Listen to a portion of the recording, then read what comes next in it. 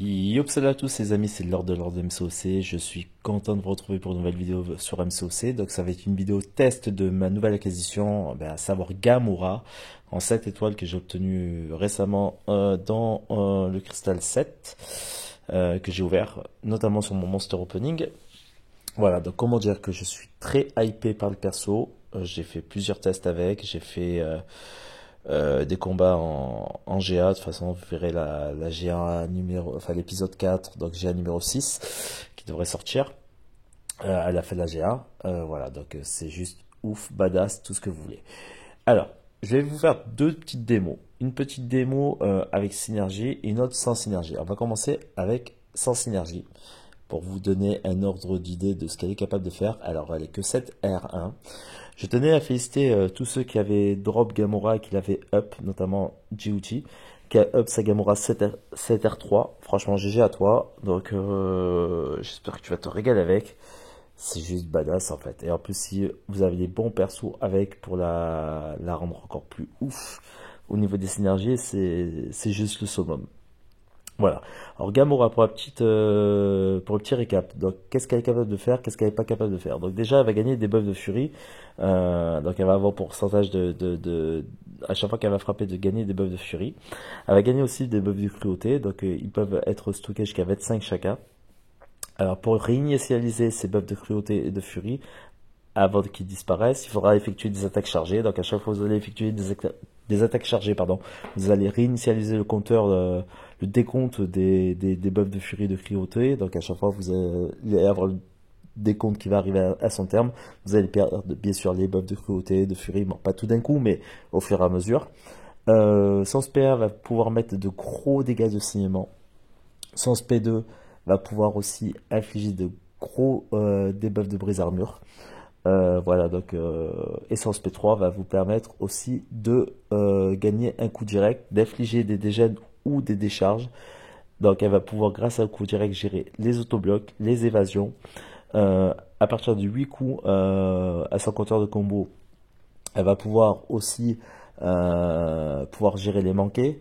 Donc ça c'est pas normal, notamment contre des persos très chiants comme Speedy Suprême, par exemple, pour citer que lui.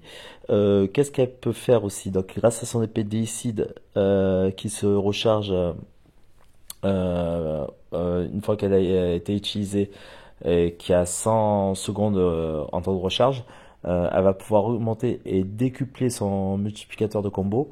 Donc du coup sa force de frappe. Donc c'est pour ça que la compétence éveillée de Gamora est encore mieux. Elle est non éveillée, elle est que 7 R1 et je vais vous montrer ce qu'elle est capable de faire. Voilà, donc on a un petit peu résumé ce que est capable de faire Gamora et maintenant on va passer à la pratique. Alors on va commencer le combat contre le soldat de l'hiver. Le but du jeu ça va être d'essayer bien sûr de monter le plus haut en compteur de combo, donc en termes en compteur de buff, donc d'accumuler un max de buff de furie de cruauté. Donc j'ai mis la petite relique de Thor parce que ça va lui permettre d'augmenter son taux de furie, donc le pourcentage de furie, donc de dégâts liés à ses furies, donc ça peut être pas mal aussi. Voilà, allez c'est parti. J'espère qu'il sera pas trop passif. Allez.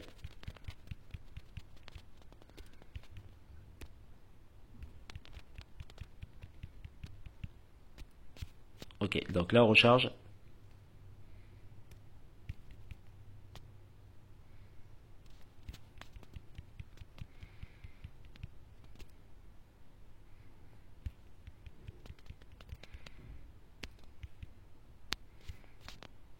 Ok, je suis à 12.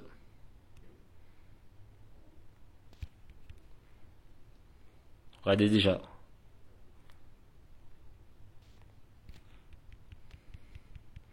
Alors je vais utiliser ma relique pour monter le compteur de combo. Voilà, comme ceci.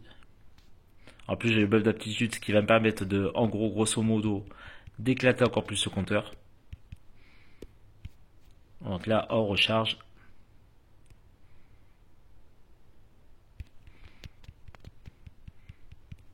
Regardez ça. On est sur du plus de 100 000. Et je vais finir avec SPA. Voilà, et là, de toute façon, elle a des sticks à plus de 1008. Et on est sur du... je vais vous dire exactement. On est sur du 62 coups en 7 R1. C'est juste monstrueux. Donc ça c'était, et encore j'ai utilisé la relique, donc j'ai un peu triché. Mais voilà, donc ça c'était pour la Gamora 7R1 sans synergie. Maintenant je vais vous montrer avec synergie. Ça va vous permettre de vous donner un ordre d'idée. Donc on va sélectionner les équipes. Donc au niveau de ces synergies, qu'est-ce qui va la booster? Donc déjà il va avoir le Odin tout simplement pour ses compétences de pré-combat qui va la booster de manière monumentale. Donc ça c'est vraiment déjà une chose qui peut être vraiment top. Donc Odin vous pouvez le mettre largement dans votre équipe sans aucun problème. Ensuite elle va avoir la Angela aussi qui potentiellement va lui permettre, grosso merdo, qui est très bon, on a aussi, hein, qui peut être vraiment une équipe tonitruante. Hein. Vous prenez le trio Angela, Gamora et Odin, vous êtes parfait. Donc voilà, donc, alors Angela, ce qu'il y a de bien, pardon, je vais aller là. Donc ça va lui permettre d'avoir 20% de taux d'attaque si au moins 30 secondes se sont écoulées dans le combat supplémentaire. Donc à partir de 30 secondes, vous allez pouvoir augmenter votre taux d'attaque de 20%. Donc ça peut être pas mal. Vous avez d'autres synergies qui sont super intéressantes pour la... Comment on appelle ça? La Gamora, par exemple, si vous la mettez avec Nebula, qui est très bien aussi hein, en perso, donc les adversaires robots vont endurer moins 10% de précision de compétences et moins 2% de taux d'attaque pour chaque buff personnel de Gamora. Donc plus vous allez avoir des buffs, plus quand ils vont vous frapper, entre guillemets, ça va rien vous faire. C'est pas que ça va rien vous faire, mais si vous avez 25 buffs, ben vous multipliez par 2%, ça fait 50% de réduction de compétences au niveau de l'attaque. Donc c'est quand même assez énorme. Mais les meilleures synergies, c'est celle-ci. Vous avez celle-là. Pourquoi? Parce que ça va vous permettre à Gamora de gagner 20% de puissance de buff de furie et de cruauté.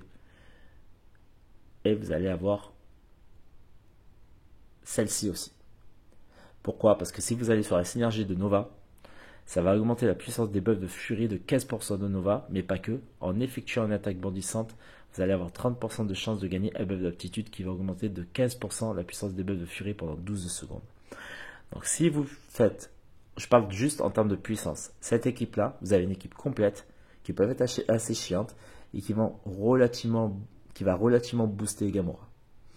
Donc on va partir sur le soldat de l'hiver et je vais vous montrer qu'en 50 coups avec un 7R1, c'est totalement viable. Pour l'optimiser, il faut enchaîner les SP2. Voilà, c'est pas compliqué, il faut monter en SP2 avec un max de buffs, réinitialiser les buffs, refaire SP2 derrière, avec les brises armures déjà infligées. Voilà. Si vous arrivez à accumuler 6 brises armures, derrière ça frappe comme un sourd. Et c'est parti. Je vais vous montrer tout ça.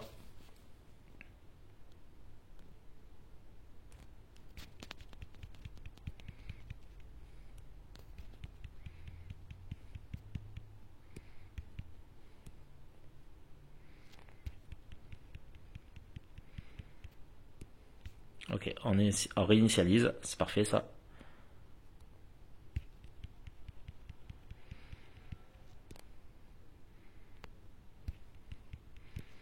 Et regardez ça.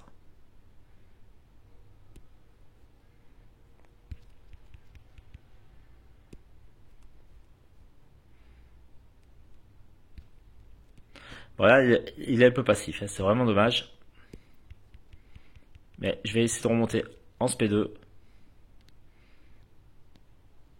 Il est trop passif.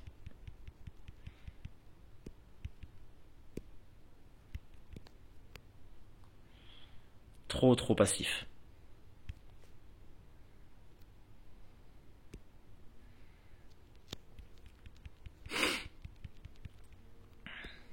Allez.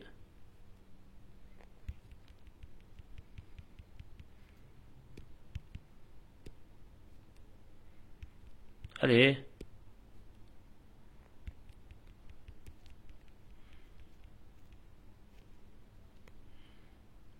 20 000 en attaque chargée. Je sais pas si vous vous rendez compte. Ouais, c'est ça. 17 000, 19 000, 28 000. 19 000 en un coup classique.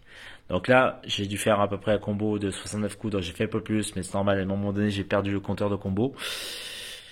Alors, on va repartir sur la Captain Marvel, et je vais essayer de faire un mois de combo, en espérant qu'elle soit pas passive comme le saut de l'hiver, elle.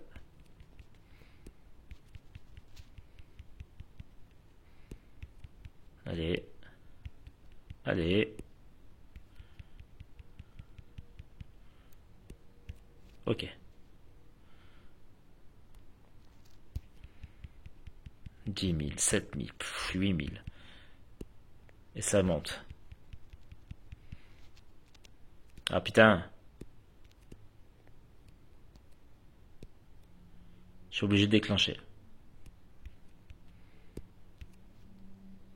Bon, j'ai gardé mon compteur de 5 combos.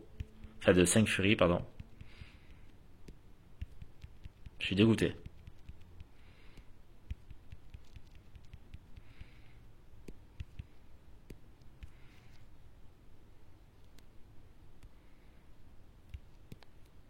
Ok. Ah, je vais vous montrer le SP3 quand même. Avec tant de furies comme ça.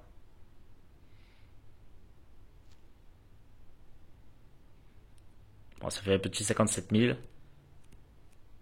Avec des sticks de décharge à plus de... Avec des décharges à plus de 1800. Franchement, c'est intéressant. Ah, si on met... Ouais, 13 000. Regardez ça. 2000 en dégâts de saignement. C'est... Non, mais c'est abusé. Franchement, ça frappe trop fort. Ça frappe trop fort.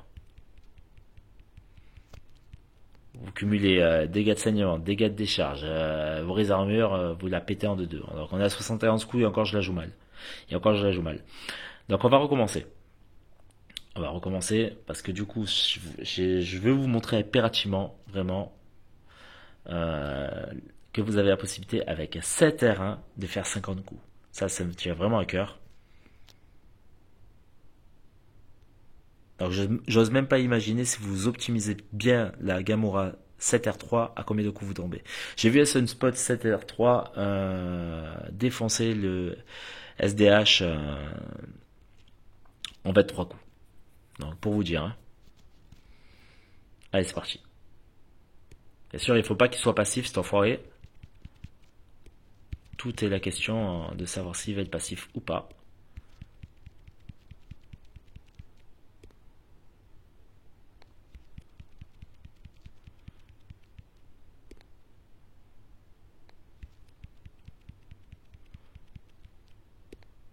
Ok.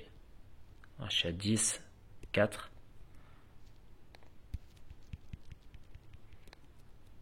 Regardez ça, 20 000, 23 000, 35 000. Derrière, ça c'est bien, j'envoie la relique. Allez, on va essayer de monter en SP2 rapidement.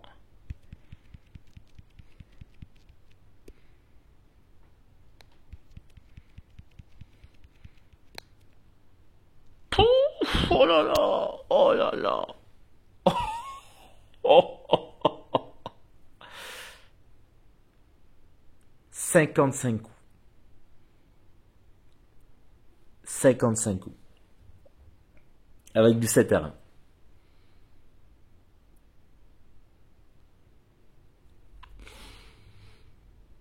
C'est juste souffle. Avec, bon, bien sûr, avec les synergies. Mais sans synergie, tout à l'heure, je vous ai montré quand même que on dépassait pas les 70 coups. Donc, c'est juste un truc de fou. Ce perso.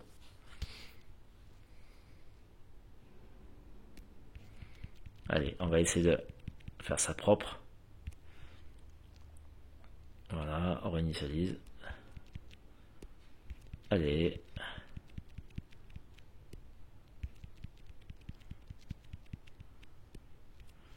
Parfait ça.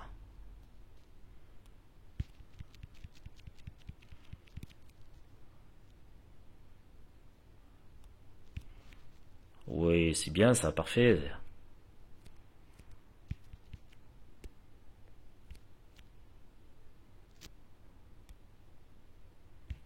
Ok. Allez.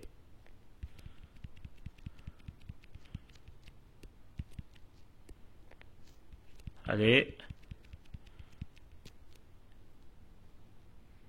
52 coups. Voilà. Là, j'optimise. Voilà. Et c'est que du 7R1 non éveillé. Bon, certes avec la bonne relique, certes avec synergie. Mais voilà. C'est juste pour vous donner un ordre d'idée ce qu'elle est capable de faire. Voilà. Bah, écoutez, n'hésitez pas à liker, dire en commentaire ce que vous pensez de cette petite démo. Et moi, je vous retrouve très rapidement pour une nouvelle aventure sur MCOC. Merci à tous. Tchuss.